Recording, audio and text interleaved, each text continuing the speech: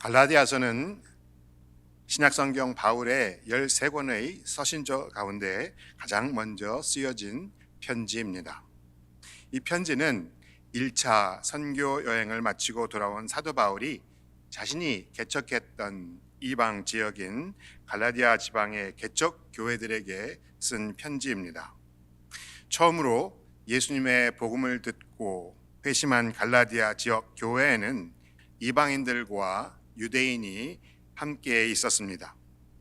그런데 구원의 조건으로 유대인들의 전통에 따라서 할례와 율법을 강조했던 사람들에 있어서 진정한 복음이 무엇인지에 대해 혼란이 있었습니다. 사도 바울은 유대인 율법주의자들에 맞서서 그리스도인들은 율법의 행위가 아닌 믿음으로 의롭다함을 얻어 구원에 이른다고 가르쳤습니다. 갈라디아서 2장 16절에 보면 사람이 의롭게 되는 것은 율법의 행위로 말미암음이 아니요 오직 예수 그리스도를 믿음으로 말미암는 줄 알므로 우리도 그리스도 예수를 믿나니 이는 우리가 율법의 행위로서가 아니고 그리스도를 믿음으로써 의롭다함을 얻으려 함이라. 율법의 행위로서는 의롭다함을 얻을 육체가 없느니라 라고 말씀합니다.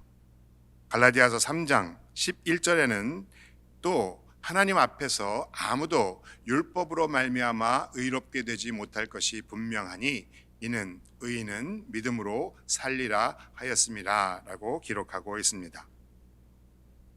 사도 바울은 이어서 자신과 같이 믿음으로 구원을 받은 그리스도인들과 그렇지 않은 사람들을 구별을 하면서 흔적이라는 단어를 씁니다. 오늘 본문 6장 17절에 보면 이후로는 누구든지 나를 괴롭게 하지 말라. 내가 내 몸에 예수의 흔적을 지니고 있노라 라고 말씀합니다.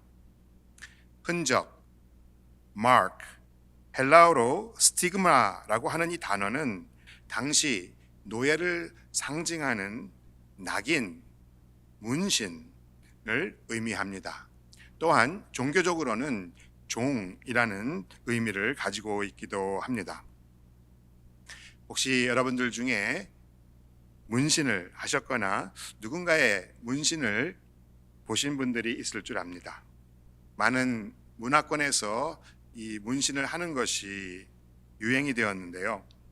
목이나 팔, 가슴이나 등 또는 신체에 보이지 않는 부분에 이 문신을 함으로써 자신의 아이덴티티나 또 자기가 소중하게 여기는 것들을 표현하기도 합니다. 저도 많은 문신을 봤는데요. 특별히 기억에 남는 문신이 하나 있습니다. 병원에서 무릎이나 골반 수술 아니면 임신부가 무통 분만을 하기 위해서는 에피듀럴이라는 부위 마취를 하는데요. 이런 수술을 해보신 분들은 아시겠지만 척추 뼈 사이에 아주 작은 공간에 두꺼운 바늘과 또 그 안에 들어가는 캐시터, 도관을 넣어서 마취약을 넣는데 이 척추 사이에 공간을 찾는 것이 그렇게 쉽지 않습니다. 일단은 척추 뼈가 보이지 않기 때문에 손으로 만져서 아나토미를 머릿속에 그려보면서 어디쯤 있겠다 예상을 하고 시작을 하는데요. 비만이 있거나 척추가 휘어져 있는 환자들은 더욱 힘듭니다. 한 번은 임산부가 제왕절개 수술을 하기 위해서 이 에피듀럴을 맞기 위해 수술대 위에 앉았는데 등을 보니까 척추 문신이 있는 거예요. 이 목 뒤에서부터 등 아래까지 얼마나 정확하게 실제 모습으로 문신을 했는지 마치 보이지 않는 척추뼈를 보는 것과 같았습니다. 그래서 예전과 같이 공간을 찾고 보니 그 문신의 척추 그림과 정확하게 일치를 하는 거예요. 그래서 이 문신을 보고도 찾을 수 있겠구나라는 생각을 하면서 이 니들을 한 번에 삽입을 해서 아주 쉽게 부위 마취를 했던 경험이 있습니다. 그러면서 이렇게 특이하게 예술적인 정교함을 가진 기술자가 있구나 하며 감탄을 한 적이 있습니다. 이렇게 사람의 몸에는 어떤 흔적, mark, 스티그마가 있을 수 있습니다. 오늘 본문에서 바울은 예수의 흔적에 대해서 말씀하고 있습니다. 저는 오늘 여러분들과 이 사도 바울이 말하는 그리스도의 예수의 흔적이 무엇인지를 함께 생각해 보며 은혜를 나누고자 합니다. 우리 모두는 그리스도인입니다. 그리스도인이란 예수 그리스도를 따라가는 사람들을 의미합니다. Follower of Christ 라는 말입니다. 하지만 이 이름에는 따라가는 것 이상의 더 깊은 뜻이 있습니다. 그리스도인들은 그리스도의 형상을 따라 변화해가는 사람들을 가리킵니다. 다시 말하면 그들의 생각과 말과 행동이 예수님을 닮아 변화가 일어나는 사람들이라는 것이죠. 또 이 변화가 말과 행동을 통하여 본보기가 되신 예수 그리스도가 나타나고 보여지고 증거되어야 한다는 말씀입니다. 구약 시대부터 이 믿음의 사람들에게는 몸에 흔적이 있었습니다. 유대인들이 중요시했던 할례는 아브라함 시대부터 시작이 되었습니다. 최초의 할례를 받은 유대인의 조상 아브라함은 하나님과의 언약의 표징으로 99세에 자신과 집안의 모든 남자들에게 할례를 행했습니다. 창세기 17장 9절에 보면 하나님이 또 아브라함에게 이르시되 그런즉 너는 내 언약을 지키고 내 후손도 대대로 지키라. 너희 중 남자는 다 할례를 받으라.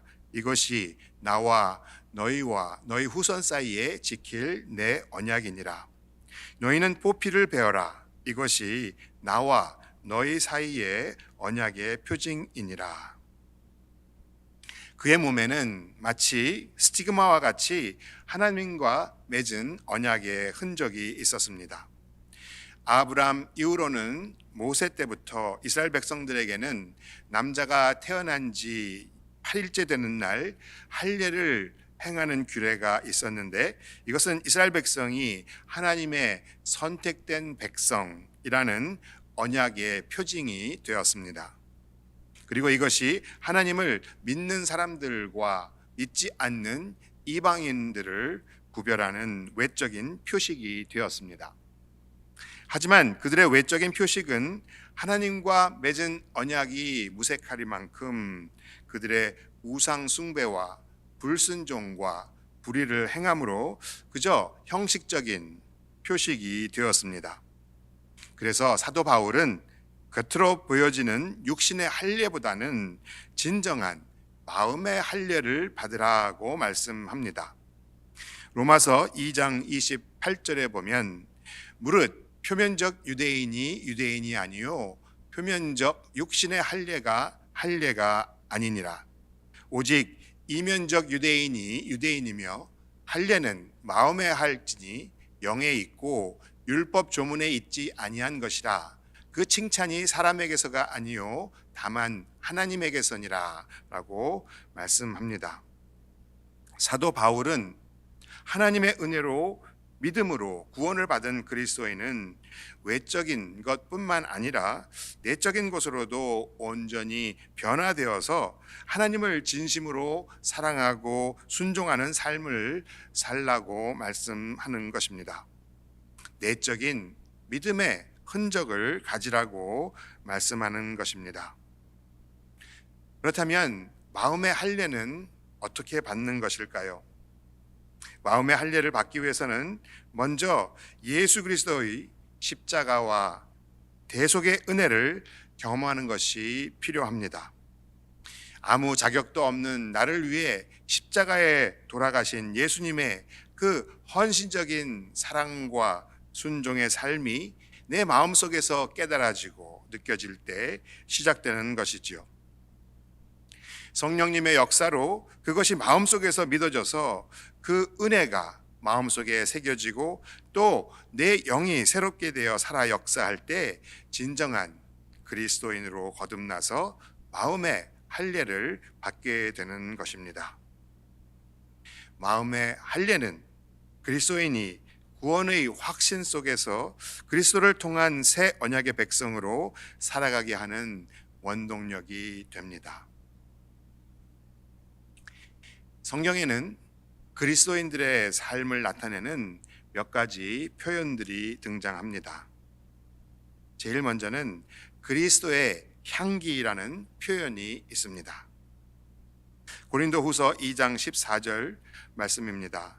항상 우리를 그리스도 안에서 이기게 하시고 우리로 말미암아 각처에서 그리스도를 아는 냄새를 나타내시는 하나님께 감사하노라.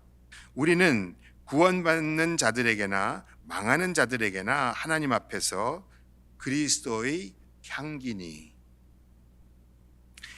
어떤 여성분들은 자기만의 독특한 향수를 써서 얼굴을 보지 않고 스쳐만 가도 그 사람이 누군지를 알 수 있을 만큼 향기를 내는 사람이 있습니다. 전에 함께 일하던 남자 동료분은 아주 강한 향수를 써서 한번 다녀간 곳에 오랫동안 그 향수 냄새가 남겨져 있어서 그 사람이 이곳에 왔다 갔구나라고 인지하게 되었던 경험이 있었습니다. 만약 그리스도를 아는 냄새, 그리스도의 향기가 우리 삶에서 강하게 주위로 번진다면 얼마나 좋겠습니까?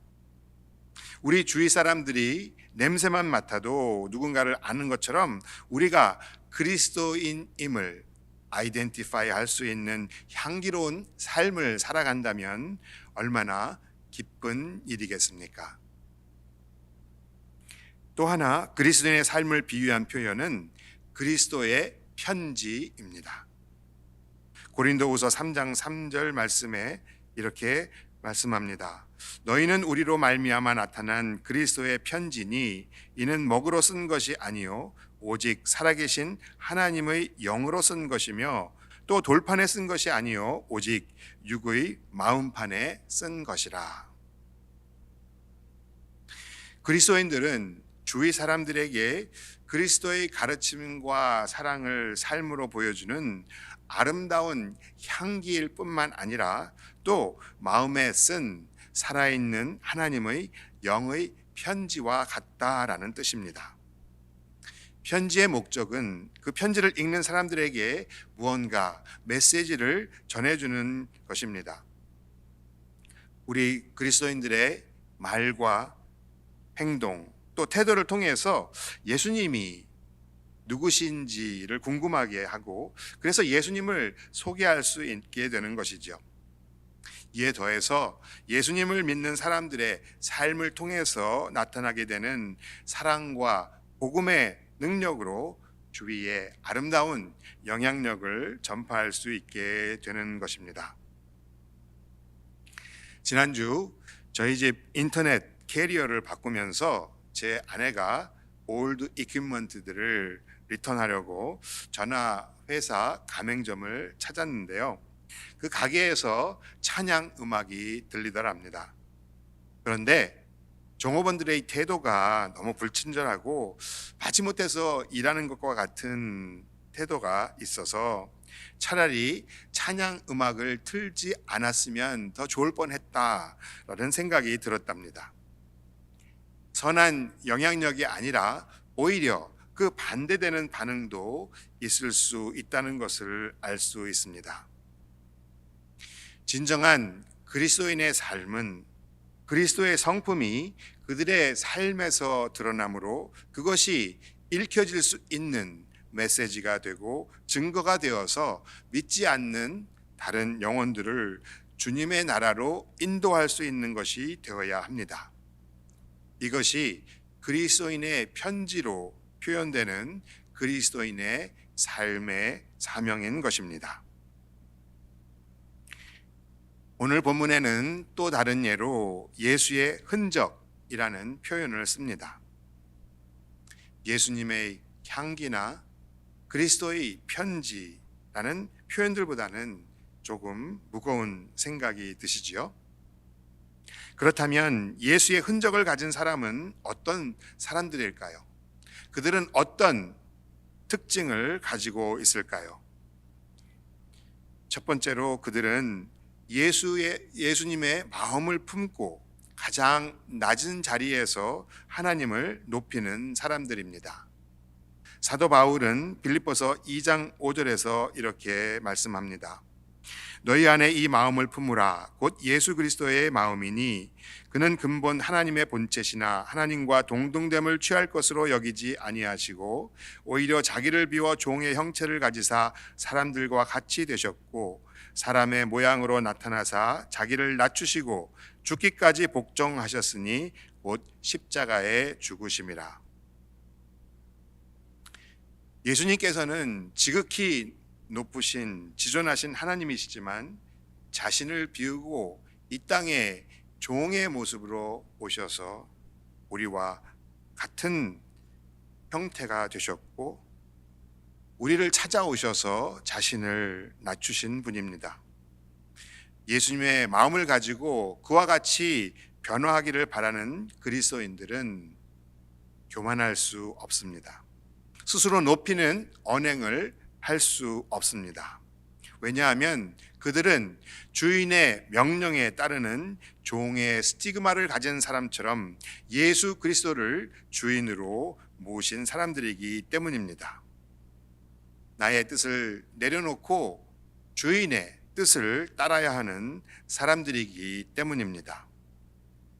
따라서 예수님의 흔적을 지닌 사람은 종의 형태로 우리와 같이 되셔서 삶을 살아가신 예수님과 같이 겸손한 마음으로 남을 섬기고 돌보는 일로 살아가야 하는 사람들입니다.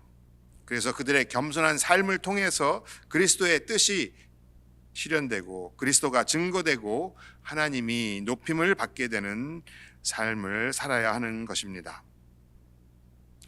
둘째로 예수님의 흔적을 가진 사람은 오직 십자가만을 자랑하는 사람입니다. 그리스도인들은 세상의 가치와 자랑을 예수 그리스도의 십자가에 못 박은 사람들입니다. 그들은 십자가에서 돌아가신 예수님의 두 손과 발에 난 못자국처럼 십자가에 못 박힌 흔적, 스티그마를 지닌 사람들입니다. 사도 바울은 부유한 배경과 엘리트 교육을 받은 사람이었지만 그 모든 것을 내려놓고 험난한 사도의 길을 걸었습니다. 그의 몸에는 복음을 전하다 받은 채찍 자국과 쇠고랑 자국과 밧줄 자국이 있었습니다. 하지만 그의 고백은 갈라디아서 2장 20절 말씀과 같이 내가 그리스도와 함께 십자가에 못 박혔나니 그런즉 이제는 내가 사는 것이 아니요 오직 내 안에 그리스도께서 사시는 것이라. 이제 내가 육체 가운데 사는 것은 나를 사랑하사 나를 위하여 자기 자신을 버리신 하나님의 아들을 믿는 믿음 안에서 사는 것이라 였습니다. 그리고 오늘 본문에서 그는 이렇게 말씀합니다. 그러나 내게는 우리 주 예수 그리스도의 십자가 외에 결코 자랑할 것이 없으니 그리스도로 말미암아 세상이 나를 대하여 십자가에 못 박히고 내가 또한 세상을 대하여 그러하니라. 십자가는 하나님의 사랑과 은혜와 구원과 그리스도의 순종의 증표입니다. 예수 그리스도의 흔적을 지닌 사람은 세상의 가치와 소유와 자격으로 자랑하는 것이 아니라 오직 십자가와 그 은혜만을 자랑하며 증거하며 살아가는 사람들입니다. 빌립보서 3장 7절 말씀입니다. 그러나 무엇이든지 내게 유익하던 것을 내가 그리스도를 위하여 다 해로 여길 뿐더러 또한 모든 것을 해로 여김은 내 주 그리스도 예수를 아는 지식이 가장 고상하기 때문이라. 내가 그를 위하여 모든 것을 잃어버리고 배설물로 여김은 그리스도를 얻고 그 안에 발견되려 함이니 내가 가진 의는 율법에서 난 것이 아니요 오직 그리스도를 믿음으로 말미암은 것이니 곧 믿음으로 하나님께로부터 난 의라. 세상 것들을 내려놓은 그들의 삶을 통하여 십자가와 예수의 흔적이 나타납니다. 세 번째로, 예수의 흔적을 가진 사람은 다른 사람들을 위해 희생하는 사람들입니다. 예수님께서는 인간을 사랑하시는 아버지 하나님의 구원의 계획에 내 원대로 마옵시고 아버지의 원대로 하옵소서라는 결단을 하셨습니다. 그래서 죽기까지 순종하시고 십자가에서 우리의 죄를 짊어지시고 돌아가셨습니다. 예수님은 하나님으로서의 영광과 존귀와 찬양을 내려놓고 사랑을 위해서 모든 것을 희생하셨습니다. 아버지 하나님의 사랑을 창에 찔린 옆구리와 피가 흐르는 머리, 구멍난 손과 발, 이렇게 몸의 흔적으로 남기시고 모든 것을 희생하셨습니다. 그리스도인들은 그리스도의 이름과 복음을 위하여 남을 위해 희생하는 사람들입니다. 예수님의 십자가의 희생이 없이는, 보혈의 공로 없이는 우리의 영혼의 생명과 부활의 소망이 있을 수 없습니다. 측은한 마음으로 이웃을 위하여 함께 아파하며 슬퍼하며 영혼 구원과 복음을 위해서 나의 귀한 것, 소중한 것을 내어줄 때 그들에게 예수 그리스도의 흔적이 나타나며 예수 그리스도의 향기가 퍼지고 예수 그리스도의 편지가 선명하게 쓰여질 것입니다. 주님께 먼저 받은 사랑이 너무 커서, 주님께 먼저 받은 은혜가 너무 벅차서 희생으로 그 십자가의 사랑을 나눌 수밖에 없는 사람들이 바로 예수의 흔적을 지닌 그리스도인들입니다. 여성 최초로 노벨 문학상을 수상한 노르웨이의 셀마 라글르레프라는 작가가 있습니다. 그녀가 쓴 동화가 있는데 그 동화의 내용을 여러분들께 소개하려고 합니다. 제목은 진홍 가슴새입니다. 옛날 하느님께서 세상 만물과 동식물을 지으실 때 잿빛 털을 가진 조그만 새를 만드셨습니다. 그리고 그 새에게 이름을 지어주셨습니다. 어느 날 이 새가 하나님을 찾아왔습니다. 하나님, 여쭤볼 것이 있어서 찾아왔어요. 그래, 무엇이니? 저는 머리부터 발끝까지 온통 잿빛인데 어째서 이름이 진홍 가슴새인가요? 빨간색 깃발이 제게는 하나도 없는걸요. 제가 왜 진홍 가슴새인지 모르겠어요. 하나님께서는 그 새에게 내가 큰 사랑을 베풀 수 있을 때 왜 내가 그 이름을 가졌는지 알게 될 것이다 라고 말씀하셨습니다. 오랜 세월이 흘러 진홍 가슴새가 사는 곳 근처에 많은 사람들이 모였는데 어떤 사람이 높이 세워진 십자가에 매달렸습니다. 멀리서 이 광경을 지켜보던 새는 그 사람이 얼마나 불쌍해 보였는지 가까이 가서 관찰을 했습니다.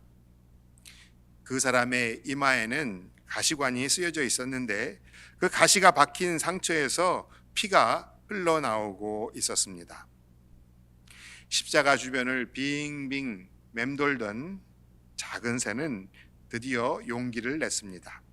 그리고는 십자가에 달려있는 그분에게 가까이 날아가 자신의 작은 부리로 그분의 이마에 박혀진 수많은 가신들을 하나씩 자기 입으로 뽑기 시작했습니다. 큰 새가 아니어서 한 번에 뽑을 수가 없었습니다. 가시가 하나씩 뾰펴질 때마다 피가 솟아나와서 이 작은 새의 몸은 온통 피투성이가 되었습니다. 이 몸집이 작은 새는 지칠 때까지 그 가시를 뽑다가 안타깝게도 돌아오고 말았습니다. 왜냐하면 그 사람이 숨을 거두었기 때문이었습니다. 엄마, 엄마, 엄마 가슴이 빨개요. 새끼 새들이 엄마 새에게 말했습니다. 저 십자가에 계신 분 이마에서 뿌려진 삐란다. 냇가에서 씻으면 곧 지워질 거야. 그러나 어미새의 가슴에 묻은 붉은 피는 이후에도 지워지지 않았고, 신기하게도 아기 새들의 가슴에도 빨간 깃털이 생겼습니다. 그날 이후로 진홍 가슴새의 가슴에는 빨간 깃털이 아름답게 빛나고 있답니다. 말씀을 맺겠습니다. 사랑하는 여러분, 우리에게는 이 예수 그리스도의 흔적이 있습니까? 십자가의 보혈의 흔적이 있습니까? 예수님처럼 손과 발에 구멍난 상처 자국이 있습니까? 아니면 사도 바울처럼 채찍과 매질의 흔적이 있습니까?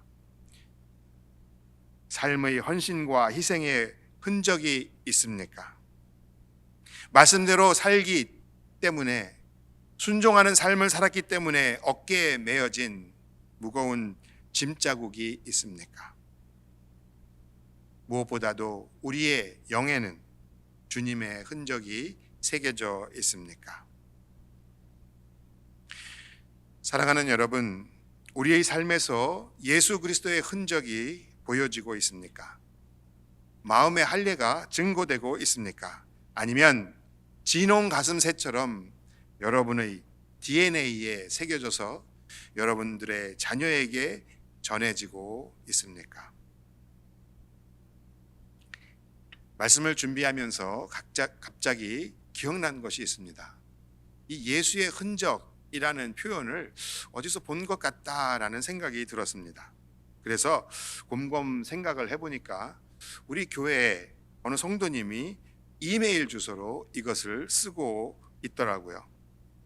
stigma in my life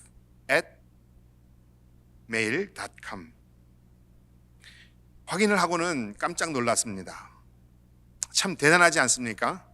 적어도 이 성도님은 매일매일 예수의 흔적을 생각하고 또 살아가고 있다는 생각을 했습니다. 이런 성도님이 우리 교회에 있다는 것이 무척이나 감사했습니다. 사랑하는 여러분, 저는 세상이 우리 그리스도인들을 통해서 예수 그리스도의 사랑을 보게 되기를 소원합니다. 우리가 지닌 예수 그리스도의 흔적과 향기로 주님의 아름다운 편지를 써나가기를 소원합니다. 오늘 하루, 금년 한 해 여러분들의 삶을 통하여 여러 주위 사람들이 예수 그리스도를 보게 되고, 그래서 하늘나라가 더 확장되는데 귀하게 쓰임을 받는 축복의 통로가 되시기를 주님의 이름으로 축복합니다. 기도하겠습니다. 사랑의 하나님, 감사합니다. 오늘 우리에게 주신 말씀을 통하여서 우리에게 주님은 어떤 분이신가를 다시 생각해 봅니다. 죽을 수밖에 없는 우리를 위하여 가장 낮은 곳에서 임하셔서 가진 모든 것을 포기하시고 십자가의 희생으로 우리를 구원하신, 또 부활하신 주님의 큰 사랑을 찬양합니다. 모든 사람들에게 인정을 받지 못하셨어도 고난 중에 하나님께 순종하며 온 열방을 위해 구원의 문을 열어주신 예수님을 찬양합니다. 우리의 연약함 속에서도 우리를 찾아오시어서 이 시간에도 우리와 함께 하시고 우리를 도우시고 지켜주시는 예수님, 감사합니다. 예수님의 흔적을 우리의 마음에 새기고 주님을 위해 살겠습니다. 예수님의 향기가 우리의 삶을 통해 아름답게 번져나가서 열방을 향한 주님의 사랑의 편지를 써가는 삶을 살아가게 하옵소서. 이 시간 우리 모두의 마음에 성령의 충만함을 허락하시옵소서.